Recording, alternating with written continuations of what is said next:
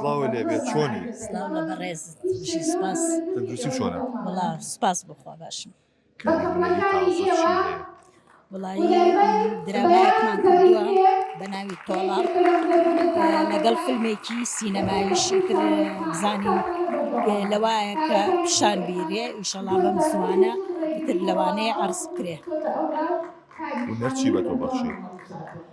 هەرچی شتی جوانە بە منی بەخشیوە سپاس بۆخوا دۆخی تەندروستی چۆنە باشم سپاس بخوا باشم یعنی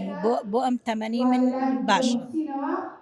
چاوەڕێی بەرهەمی نوێتر و پرۆژەی گەورە ئەەکەین دوای فیلمە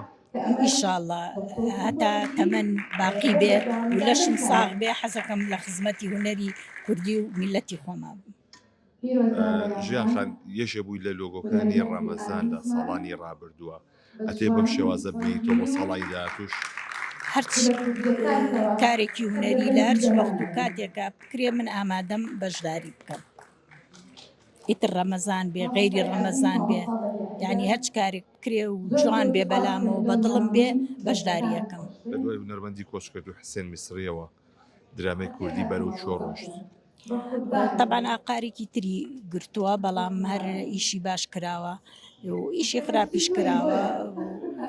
ومێدەوارین بتوانین هەر بەردەوام بین و ئیشی جوان و جوانتر بکەین